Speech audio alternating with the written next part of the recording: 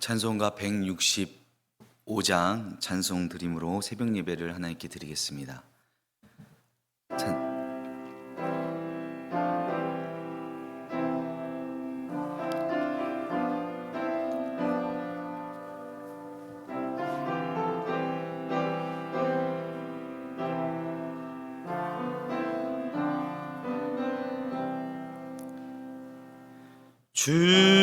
주님께 영광, 다시 사신 주, 사망 권세 모두 이기시었네. 흰 옷 입은 천사 돌을 옮겼고 누셨던 곳은 비어 있었네. 주님께 영광, 다시 사신 주, 사망 권세 모두 이기시었네.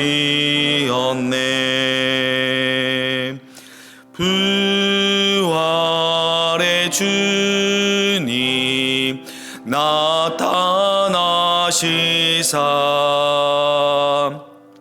두려움과 의심 물리치셨네. 주의 교회 기뻐 찬송하여라. 다시 사신 주님 죽음 이겼네. 주님께 영광, 다시 사신 주,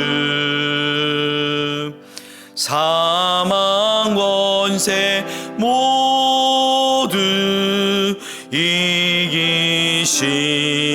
이기시었네. 생명의 임금, 영광의 주님, 주님 없는 삶은 헛된 뿐이라. 주의 사랑으로 세상 이기고 요단 건너 본향 가게 하셨네. 주님께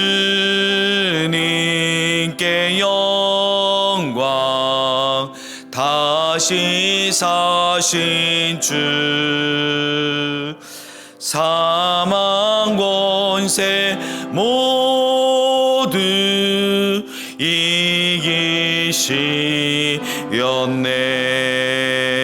이기시었네. 기도드리겠습니다. 하나님, 오늘도 우리에게 새날 주시고 새 호흡을 주셔서 감사합니다. 하루의 시작을 주님 앞에 나와 예배하며 말씀과 기도로 시작할 수 있게 하심을 다시 한번 감사드립니다. 우리가 사는 날 동안에 우리에게 하나님을 향한 신실한 믿음을 허락해 주시고 또 건강 주셔서 하나님 앞에 나옴으로 하루를 시작할 수 있는 은혜를 허락하여 주시옵소서. 어제는 거룩한 주일, 오랜만에 영화의 한 식구들이 예배당에 모여 하나님께 예배드리는 은혜를 감사드립니다. 하나님, 이 코로나 시기에 무엇보다 우리의 믿음과 신앙을 다시 한번 돌아보게 됩니다. 하나님 앞에 모여 예배하는 것이 자유롭지 못한 상황 가운데서 함께 모여 예배함이 얼마나 귀하고 믿음의 형제 자매들과 함께 서로 교제할 수 있음이 얼마나 행복한 일인지를 깨닫게 하여 주시니 감사합니다. 하나님, 지금 이 사순절 기간을 보내며 우리를 위해 이 땅에 오셔서 생명 내어주신, 우리를 구원하신 예수님의 그 희생과 사랑을 온전히 기억하고 감사하며 그 주님의 은혜 가운데 경건과 절제의 삶을 살기 원합니다. 해마다 돌아오는 시기이지만 아들을 보내주셔서 우리를 구원하신 그 하나님의 사랑을 더욱더 깊이 깨닫고 체험하고 또 증거하는 믿음의 사람들 되게 하여 주시옵소서. 하나님, 이 나라와 민족을 위하여 기도합니다. 새로이 선출된 당선인이 하나님을 두려워하고 나라와 국민을 위해 헌신하는 대통령 되게 하여 주시옵소서.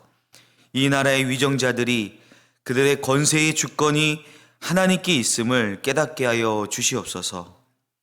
이 나라와 교회를 지금까지 인도하신 하나님의 뜻이 있는 줄 믿습니다. 그 하나님의 구원 계획 가운데 온전히 쓰임받는 나라와 민족 되게 하여 주시옵소서. 땅끝까지 이르러 주의 복음을 전파하는 그 일에 도구로 쓰임받는 나라 되게 하여 주시기를 간절히 원합니다. 하나님, 이 나라 가운데 역사하는 분열의 악한 영들이 떠나가길 원합니다. 이념의 차이로, 빈부의 차이로, 성별의 차이로 인해 분열되는 것이 아니라 서로 하나 되고 서로 보듬어 줄 수 있도록 성령께서 우리를 화평과 사랑의 띠로 하나로 묶어주시기를 간절히 원합니다. 한국교회가 이 나라와 민족을 위해 기도하기를 원합니다. 한국교회가 깨어서 하나님의 사랑과 정의를 온전히 드러내는 빛과 소금의 역할을 다시 한번 감당할 수 있기를 원합니다. 우리의 탐욕과 교만을 내려놓게 하시고 진정 하나님의 선하심과 하나님의 진리의 말씀을 만방 가운데 드러내 보이는 증인된 교회 되게 하여 주시옵소서. 우리 영화교회가 그 일을 감당하길 원합니다. 하나님을 영화롭게 하고 많은 사람들을 구원의 길로 인도하는 교회 되기를 원합니다. 하나님, 은혜를 우리에게 베풀어 주셔서 새 예배당이 지어져 가고 있습니다. 모든 건축의 가정 가운데서 하나님 함께하여 주시고, 하나님, 혹여나 우리가 어려운 가정을 만나게 될 때에 우리 믿음의 식구들이 전심으로 한마음으로 하나님께 기도하게 하시고 사람의 능력이 아닌 하나님께서 역사하심으로 지어지는 성전 되게 하여 주시옵소서. 하나님, 이 지역과 사회와 그리고 다음 세대를 온전히 섬기는 교회 되기를 원합니다. 하나님께서 세우신 윤강서 목사님 영과 육신을 강건케 지켜주시옵소서. 누구보다 예수님을 닮아 양들을 위하여 목숨까지 내어놓는 선한 목자 되게 하여 주시옵소서. 그 입술에 하나님의 말씀을 주셔서 선포되어지는 말씀을 통해 잠자는 영혼들이 깨어나고 병든 영혼이 회복되고 말씀으로 새롭게 빚어지는 소망과 능력의 말씀 선포되게 하여 주시옵소서. 주님의 몸된 교회를 이끌어 갈 때에 능력과 지혜를 허락하여 주시기를 간절히 원합니다. 하나님께서 세우신 직분자들이 있습니다. 하나님 앞에 성실하고 진실한 충성된 일꾼 되게 하여 주시옵소서. 교회를 강건하게 하고 연약한 성도들을 붙잡아주며 함께 하나님의 꿈을 이루어가는 한 몸된 지체들 되게 하여 주시기를 간절히 원합니다. 주님, 우리의 자녀들을 위하여 기도드립니다. 이 악하고 음란한 세대 가운데 물들지 아니하도록 지켜 보호하여 주시옵소서. 다니엘과 세 친구들과 같이 믿음의 정체성을 가지고 세상 가운데 선한 영향력을 미치는 빛의 자녀들 되게 하여 주시기를 간절히 원합니다. 하나님, 우리 믿음의 형제들 가운데 영과 육이 병약한 자들이 있습니다. 특별히 코로나로 인해 아파하며 격리 중에 있는 믿음의 식구들을 주님께서 위로하여 주시고 속히 회복하여 주시고 깨끗게 치유하여 주시옵소서. 또한 영적으로 병들고 시험에 빠진 이들에게 성령 하나님께서 찾아가 주셔서 말씀으로 위로하여 주시고 시험을 이기고 다시 주님 앞에 나와 예배를 회복하는 은혜를 주시기를 간절히 원합니다. 여러 가지 이유로 교회와 가정을 떠나 있는 믿음의 식구들을 기억하여 주셔서 있는 그 자리에서 믿음의 선한 싸움을 싸워 승리하게 하시고 건강한 모습으로 교회와 가정으로 돌아올 수 있는 은혜를 허락하여 주시옵소서. 하나님, 오늘도 우리가 하나님 말씀 앞에 섭니다. 하나님의 말씀이 거울되어 우리의 내면을 보게 하시고 또 그 말씀으로 우리를 새롭게 빚어주셔서 오늘 하루를 하나님 말씀 가운데 승리하며 살아가는 복된 날 되게 하여 주시옵소서. 감사드리며 예수님의 이름으로 기도드립니다. 아멘. 오늘 하나님께서 우리에게 주시는 말씀은 누가복음 24장 1절에서 12절까지의 말씀입니다. 누가복음 24장 1절에서 12절까지의 말씀을 함께 읽도록 하겠습니다. 안식 후 첫날 새벽에 이 여자들이 그 준비한 향품을 가지고 무덤에 가서 돌이 무덤에 굴려져 있는 것을 보고 들어가니 주 예수의 시체가 보이지 아니하더라. 이로 인하여 근심할 때에 문득 찬란한 옷을 입은 두 사람이 곁에 섰는지라. 여자들이 두려워 얼굴을 땅에 대니 두 사람이 이르되 어찌하여 살아있는 자를 죽은 자 가운데서 찾느냐? 여기 계시지 않고 살아나셨느니라. 갈릴리에 계실 때에 너희에게 어떻게 말씀하셨는지를 기억하라. 이르시기를 인자가 죄인의 손에 넘겨져 십자가에 못 박히고 제3일에 다시 살아나야 하리라 하셨느니라 한데 그들이 예수의 말씀을 기억하고 무덤에서 돌아가 이 모든 것을 11 사도와 다른 모든 이에게 알리니 이 여자들은 막달라 마리아와 요한나와 야고보의 모친 마리아라. 또 그들과 함께한 다른 여자들도 이것을 사도들에게 알리니라. 사도들은 그들의 말이 허탄한 듯 들려 믿지 아니하나 베드로는 일어나 무덤에 달려가서 구부려 들여다보니 세마포만 보이는지라. 그 된 일을 놀랍게 여기며 집으로 돌아가니라. 아멘. 네, 어제 주일 말씀을 통해서 우리는 그 십자가에 못 박히신 예수님과 또 그 된 일을 지켜본 이들이 예수님을 보며 정녕 의인이다, 또 하나님의 아들이다 고백하는 모습을 어제 말씀을 통해 함께 듣고 보았습니다.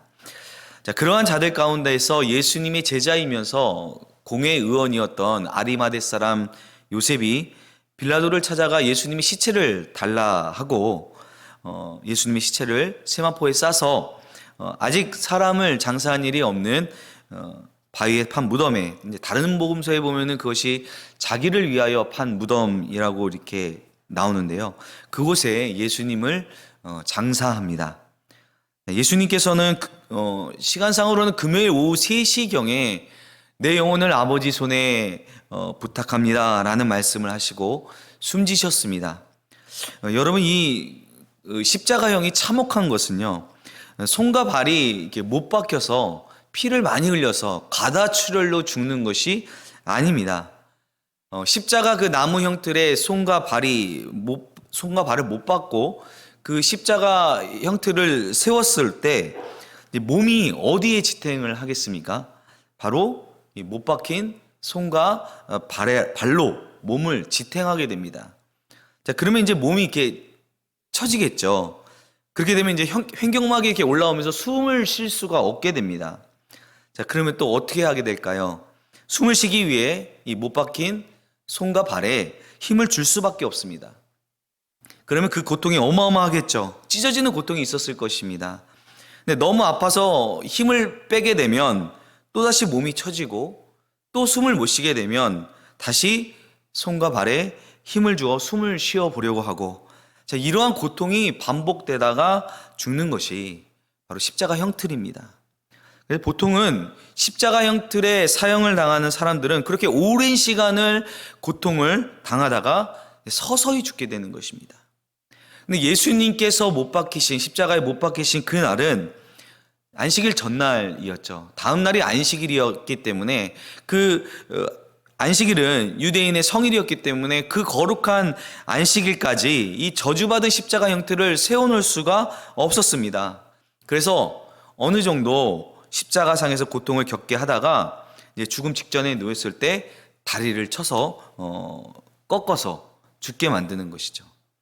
예수님 좌우편에 있던 강도들은 그렇게 다리뼈를 꺾어서 죽였을 것입니다. 그런데 예수님께서는 이미 돌아가셨기에 뼈를 꺾지 않았습니다. 자, 이 또한 구약의 예언의 말씀을 응하신 것이죠. 자, 그렇게 예수님께서 금요일 오후에 죽으시고 황급히 아리마대 사람 요셉이 파놓은 무덤에 묻히십니다. 자, 이제 안식일이 지나고 예수님께서 돌아가신 그 금요일로부터 3일째 되는 안식 후 첫날, 바로 주일이죠. 그 주일 새벽에 예수님을 갈릴리에서부터 따르던 여인들이 그 준비한 향유와 향품을 가지고 무덤에 찾아갑니다. 자, 안식일 다음 날 새벽에 이 여인들이 이 향유와 향품을 가지고 무덤에 찾아간 것은 시체에 이 향품을 발라서 그 시체가 썩는 냄새를 좀 약화시키기 위함이었을 것입니다.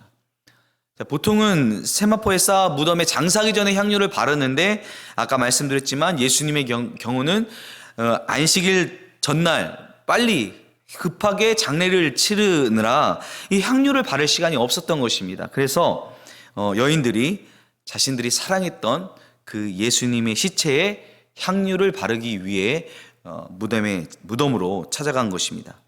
근데 무덤에 도착했을 때 무덤 입구에 막혔던 그 돌이 굴려져 있었습니다. 그리고 들어가 보니 무덤이 비어 있었습니다. 여러분, 우리에게 지금 이 장면은 예수님께서 부활하셨음을 알기에 또 지금 이 무덤에 계시지 않음을 알고 있기에 와, 과연 예수님께서 살아나셨구나 라며 감격스럽게 받아들이거나 또는 우리의 이 말씀을 수없이 들어오고 보아왔기 때문에 별 감흥 없이 느껴질 수도 있겠지만요, 지금 이 현장에 도착한 이 여인들은요 얼마나 놀랐을까요? 예수님의 시체가 없어져 버린 것입니다. 그들 생각에는 아마도 누군가가 이 시체를 가져갔다고 생각할 수도 있었을 것입니다. 본문 4절 말씀에 보면 이로 인해 근심할 때라고 표현하고 있는데요, 여기서 이 근심하다라는 단어는요 단순히 걱정하고 근심하는 수준이 아니라 정신이 쏙 빠져 어리둥절하다, 또 어찌할 바를 모르다라는 원어의 의미를 가지고 있습니다. 당연히 그랬을 것입니다. 그들은 예수님께서 부활하셨으리라고는 조금도 생각하지 못했을 것입니다.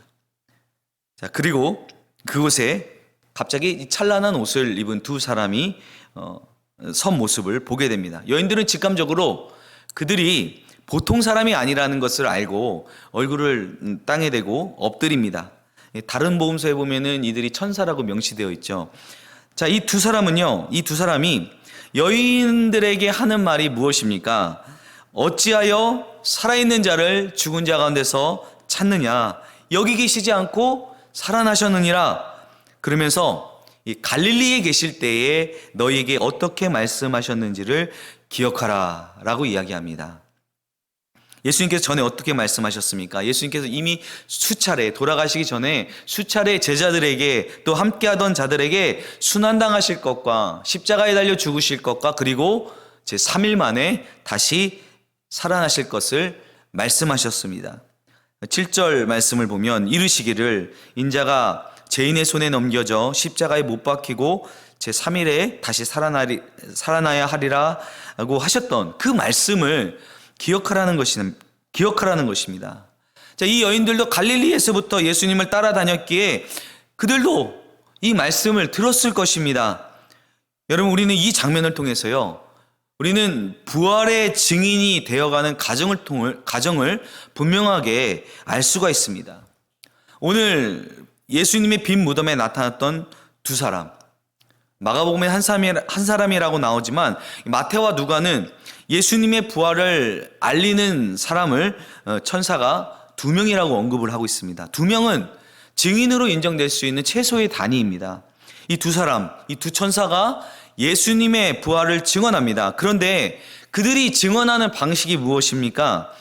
그들이 천사이기에 신비한 방법을 써서 그들에게 깨닫도록 안수를 한다거나 또는 다시 사신 예수님을 보여주어서 증언하는 것이 아닙니다. 그 두 사람이 부활을 증언하는 방식은 바로 말씀을 통해 부활을 증언합니다. 이미 하셨던 예수님의 말씀을 기억함으로 부활을 증언하고 있음에 우리는 주목해야 합니다. 여인들은 이 두 사람, 두 천사가 예수님의 말씀을 기억하라는 그 말을 들었을 때에 정말 말씀을 기억하게 됩니다. 그리고 제자들에게 돌아가 이 모든 것을 다시 증언하게 됩니다. 여러분, 이것이 바로 부활의 증거 방식입니다. 부활의 증언은 부활하신 예수님을 직접 보고 증언하는 것이 아니라 예수님의 말씀을 기억했기 때문입니다. 그리고 나서 이 천사들로부터 부활의 증언을 들은 이 여인들이 다시 사도들에게, 제자들에게 달려가서 이 모든 것에 대해서 증언합니다. 물론 제자들은 이 여인들의 말을, 증언을 듣고도 믿지 못합니다. 11절 말씀을 보니 사도들은 그 말이 허탄한 듯 들려 믿지 아니하나라고 기록하고 있습니다. 그렇죠. 제자들 역시 이 여인들의 말을 믿을 수가 없었습니다. 예수님이 부활했다고? 죽은 사람이 다시 살아났다고? 그 말이 제자들에게, 사도들에게 허탄한 말로 들려졌다는 거예요. 그럼 여러분, 이 사도들이 어떻게 부활을 믿게 되었을까요? 물론 복음서의 기록을 보면 부활하신 예수님께서 제자들을 찾아가 만나 주십니다. 그러나 또 성경 곳곳을 보면 그들이 부활하신 예수님을 온전히 믿게 되고 그 부활하신 예수님을 다시 증거하게 되는 그런 것은요, 예수님께서 하신 말씀을 기억하고 그 말씀이 깨달아지게 될 때에 그들이 예수님의 부활의 증인으로 서게 되는 것을 볼 수 있습니다. 여러분, 이것이 바로 부활의 증인이 되어가는 과정이고 부활을 증거하는 방식입니다. 부활의 증언을 듣고 예수님의 말씀을 기억하고 깨닫게 될 때에 다시 부활의 증인이 될 수 있는 것입니다. 여러분, 이런 부활의 증거 방식을 통해서 지금 우리에게까지 이 부활의 소식이 전해지고 있는 것입니다. 우리도 부활의 소식을, 그 부활의 증언을 들었고 또 우리에게 예수님의 말씀이 기억나게 되고 예수님의 말씀이 깨달아지게 될 때에 우리도 다시 부활의 증인이 될 수 있는 것입니다. 이 부활이 믿어지는 것은 기적입니다. 하나님께서 주시는 믿음으로 믿어지는 것입니다. 그러나 여러분, 부활을 믿는다고 해서요, 그 부활을 믿는다는 것이 역사적 사실이 아니고 또 그것을 증명할 수 없기 때문에 그냥 무조건 믿음으로 받아들이라는 것이 아닙니다. 오늘 말씀, 오늘 본문의 기록만 보아도요, 예수님의 부활이 조작된 것이 아니며 역사적 사실임을 증명하는 여러 가지 증거들이 있습니다. 여러분, 만약에 예수님의 부활이 사실이 아니라면, 그것이 만약 조작된 것이라면 성경을 기록했을 때에 이 누가가 예수님의 그 부활의 첫 증인들로 여인들을 내세우지 않았을 것입니다. 당시에는 이 여인들의 증언에 대해서 유대인들은 특히나 더 그 증언을 믿으려, 인정하려 하지 않았을 것이기에 예수님의 부활을 유대인들에게 믿게 하려는 목적이었다면 이 여인들을 부활의 증인들로, 첫 증인들로 내세우지 않았을 것입니다. 그러나 오늘 본문을 보면 한 명이 아닌 여러 명, 10절에 막달라 마리아, 요한나, 또 야곱의 어머니 마리아, 그리고 그들과 함께한 다른 많은 여인들이 함께 보았고 함께 들었고 이 여인들이 일치된 증언이라고 기록하고 있습니다. 또 만일 누군가가 예수님의 시체를 훔쳐간 것이라면 빈 무덤에 그 예수님의 시체를 감쌌던 세마포가 남아있지 않았을 것입니다. 당연히 세마포로 싼 채 가져갔을 것입니다. 그러나 이 여인들의 말을 듣고 베드로가 무덤에 달려가 보았을 때 그곳에 남아있는 것은 세마포뿐이었습니다. 만약에 예수님의 시체를 누가 훔쳐갔다면 누가 훔쳐갔을까요? 누가 가져갔겠습니까? 당연히 예수님의 예수님께서 부활하셨다고 소문낼 만한 사람들이 훔쳐간 것이겠죠. 실제로 예수님의 부활하심을 사도들이 그 예루살렘 거리로 나가서 선포하고 증언하기 시작할 때에 공회에서는 이 제자들이 예수님의 시체를 훔쳐갔다고 주장하였습니다. 그러나 여러분, 시체를 만지는 것이요, 유대인들에게는요 정말 부정한 일이었어요. 자, 유대인들이었던 제자들이 그 시체를 훔쳐갔을 리도 없거니와 또 설사 훔쳐간다 했더라도 그 자신들이 조작한 그 이야기들 위에 그 예수님의 제자들이, 사도들이 순교하지 않았을 것이라는 것이죠. 여러분, 부활은 역사적 사실입니다. 사랑하는 여러분, 우리는 지금 이제 사순절을 보내고 있습니다. 또 이제 부활절이 곧 다가올 것입니다. 여러분, 사순절을 어떻게 보내고 계십니까? 예수님의 십자가를 기억하고 또 우리가 그 사랑에 감사하며 동참하는 마음으로 금식하기도 하고 또 우리의 삶의 어떤 부분을 절제하기도 합니다. 아동부에서는요, 이 사순절 기간 동안에 말씀 달력을 통해서 그날의 말씀을 묵상하고 또 그날 이렇게 미션 같은 것들이 있어요. 그것을 수행함으로 지금 사순절을 보내고 있습니다. 자, 그렇다면 우리가 매년 듣게 되는 이 부활의 소식을 올해에는 우리가 어떠한 마음으로 여러분 맞이했으면 좋을까요? 간절히 바라기는 이 부활의 소식이 부활의 증인들을 통하여 저와 여러분에게 다시 들려질 때에 우리에게 예수님의 말씀이 생각나고 기억나고 또 그 말씀이 우리의 마음을 뜨겁게 하여서 다른 누군가에게 예수님의 부활을 증언할 수 있는 부활의 증인들로 서시기를 예수님의 이름으로 축원합니다. 네, 기도하시겠습니다. 하나님 아버지, 은혜를 감사합니다. 오늘 말씀을 통해 예수님의 무덤에 찾아간 여인들이 빈 무덤을 발견하고 그곳에서 두 사람, 두 천사의 증언을 통해 예수님의 말씀을 기억하고 그들이 부활의 증인이 된 것을 오늘 말씀을 통해 함께 들었습니다. 주님, 오늘도 예수님의 부활 소식을 우리도 들었습니다. 매년 주님의 부활의 소식을 듣게 됩니다. 주님, 이 부활의 소식이 우리에게 들려질 때에 우리 심령 가운데 예수님의 말씀이 기억나고 생각나고 그 말씀으로 우리의 마음이 뜨거워짐으로써 우리도 다른 이들에게 예수님의 부활을 증언하는 부활의 증인들로 서게 되는 은혜를 허락하여 주시옵소서. 오늘도 하루를 살아갈 때에 그 주님의 말씀을 기억하게 하시고 그 말씀으로 살아가는 믿음의 자녀들 되게 하여 주시옵소서.